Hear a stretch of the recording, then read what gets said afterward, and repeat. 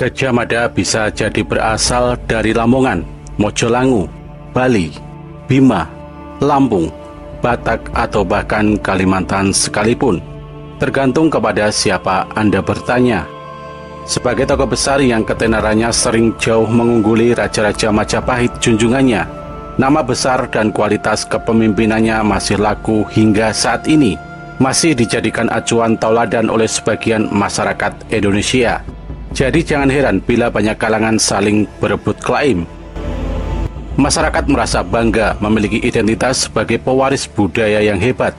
Potensi historiografi masa lalu yang demikian ini memang diperlukan untuk memperteguh eksistensi identitas mereka. Berikut ini 4 sumber tulis naskah sastra yang bisa mendukung interpretasi tentang asal-usul Gajah Mada. Yang pertama adalah naskah Usana Jawa. Menurut naskah ini, Gajah Mada dilahirkan di Pulau Bali. Dikisahkan bahwa Gajah Mada lahir dengan cara memancar dari buah kelapa sebagai penjelmaan dari Sang Hyang Narayana atau Vishnu, sehingga Gajah Mada dipercaya lahir tanpa ayah dan ibu, namun ia lahir karena kehendak Dewa Dewi. Naskah tradisional Nusantara sering menegaskan legitimasi tentang kelebihan pada diri seorang melalui mitos, sehingga tokoh yang dimaksud memang pantas dijunjung tinggi dan dihormati. Sang tokoh biasanya digambarkan sebagai anak seorang dewa, atau bahkan penjelmaan dewa sendiri yang diturunkan ke dunia secara tidak lazim. Keajaiban demi keajaiban Adi Kodrati selalu mengiringi sejak hari kelahiran, masa kanak-kanak, dewasa, bahkan hingga hari kematiannya. Penggambaran seperti ini umum berlaku pada sistem kepercayaan masyarakat Hindu ataupun Buddha pada masa itu, sehingga tafsir atau rasionalisasinya diperlukan agar isi naskah dapat dijadikan sebagai rujukan. Yang kedua, Babat Gajah Mada merupakan karya sastra Bali di masa selanjutnya. Diceritakan bahwa ada seorang pendeta muda bernama Empu Sura Dharmayogi yang memiliki istri bernama Patni Nariratih. Istri yang diberikan oleh gurunya Empu Raga Gunting atau yang dijuluki Empu Sura Dharmawiyasa. Empu Sura Dharmayogi membuat huma di sebelah selatan Lembah Tulis, sedangkan Patni Nariratih tetap tinggal di pertamanan. Hanya sekali ia menengok sang suami di huma yang baru saja dibuat. Dewa Brahma jatuh cinta kepada Patni Nariratih karena parasnya sangat cantik. Hingga suatu ketika Nariratih diruda paripeksa oleh Dewa Brahma di gubuk yang sepi. Peristiwa tersebut Nariratih adukan kepada sang suami, sehingga akhirnya mereka pergi mengembara selama berbulan-bulan lamanya. Ketika sang bayi yang ada dalam kandungan sudah waktunya untuk lahir, mereka tiba di desa Mada yang terletak di kaki Gunung Semeru.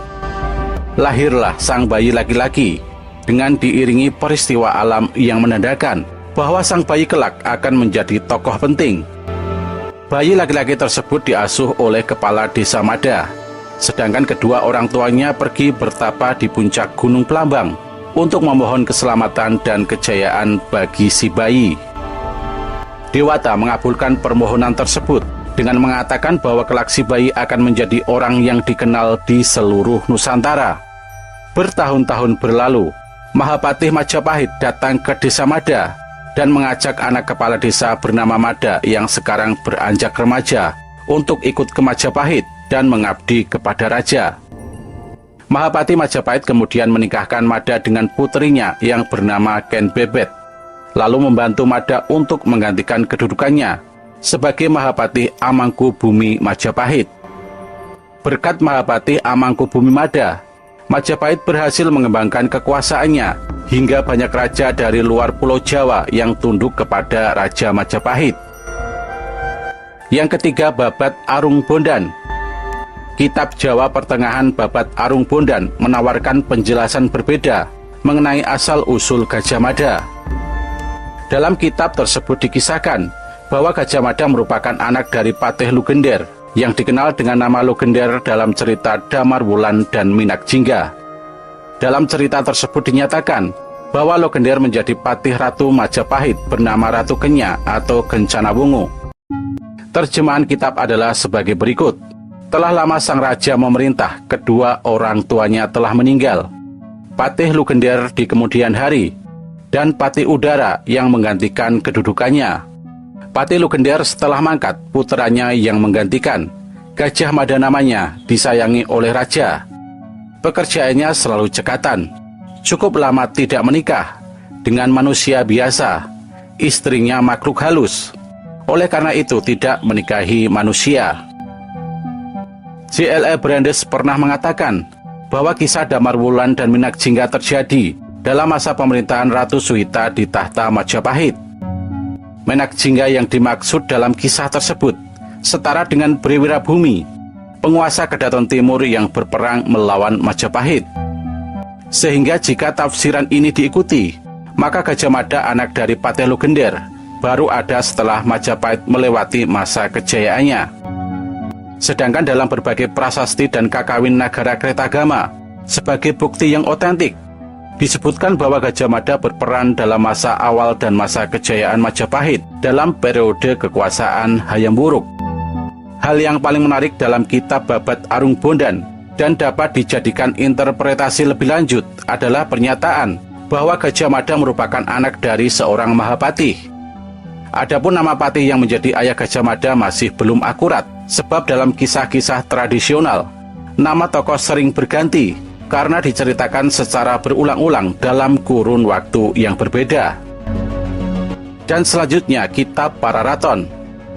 Kertarajasa Jayawardhana atau dalam Pararaton dikenal dengan Raden Wijaya, disebutkan memiliki beberapa pengikut yang setia.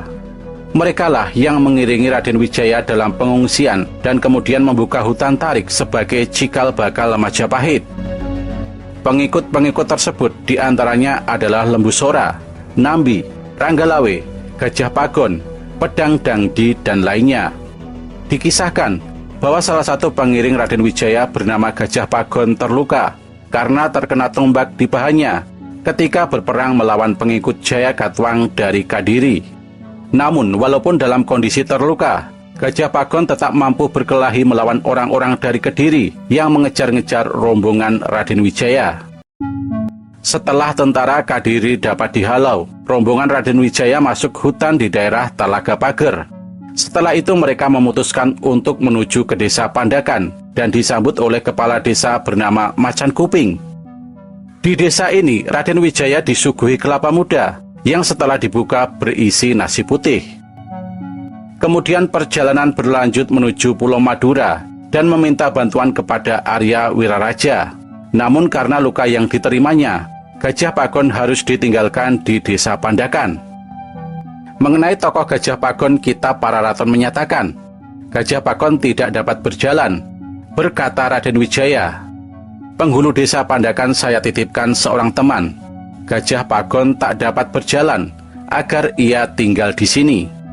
Berkatalah orang Pandakan, "Hal itu akan membuat buruk tuanku jika Gajah Pagon ditemukan di sini. Sebaiknya jangan ada pengikut tuanku yang diam di Pandakan." Seyogianya ia berdiam di tengah kebun, di tempat orang menyabit rumpit ilalang. Di tengah-tengahnya dibuat sebuah ruangan terbuka dan dibuatkan gubuk. Sepi, tak ada orang yang tahu. Orang-orang Pandakan membawa makanannya setiap hari. Gajah Pagon lalu ditinggalkan di situ. Gajah Pagon tidak diceritakan lebih lanjut oleh kitab Pararaton, namun dapat ditafsirkan bahwa keadaan Gajah Pagon berangsur-angsur membaik dan sembuh dari lukanya. Kemungkinan lain yang terjadi adalah ia dinikahkan dengan anak perempuan dari Macan Kuping. Setelah kepala desa Pandakan meninggal dunia, Gajah Pagon menggantikan tugasnya sebagai kepala desa. Selain itu, Majapahit dapat didirikan dengan menunjuk Raden Wijaya sebagai raja. Saat itulah para pengikut setia Raden Wijaya masing-masing diberi kedudukannya. Walaupun dalam berbagai sumber menyatakan bahwa ada yang tidak puas dengan kedudukan yang diberikan, namun Gajah Pagon tetap menjadi kepala desa Pandakan. Tafsiran selanjutnya yang terjadi adalah Gajah Pagon memiliki putra dari perkawinannya dengan anak Macan Kuping, anak lelaki yang tumbuh gagah seperti ayahnya yang diberi nama Gajah Mada. Gajah Mada dilahirkan dan dibesarkan di desa Pandakan. Kemudian ia mendapat pendidikan kewiraan oleh ayahnya. Nama desa Pandakan sendiri mungkin berlokasi di wilayah Pandakan sekarang, salah satu kecamatan di utara Malang. Apabila hal ini benar adanya, maka dapat disimpulkan bahwa Gajah Mada lahir di Jawa Timur di dataran tinggi Malang, sebagai daerah awal mengalirnya Sungai Berantas. Di awal berdirinya Majapahit, orang yang cukup disegani dan menggunakan nama gajah hanya Gajah Pagon. Jika sang ayah Gajah Pagon dikenal pada masa pemerintahan Raden Wijaya, maka Gajah Mada mulai dikenal pada masa pemerintahan Raja Jayanegara.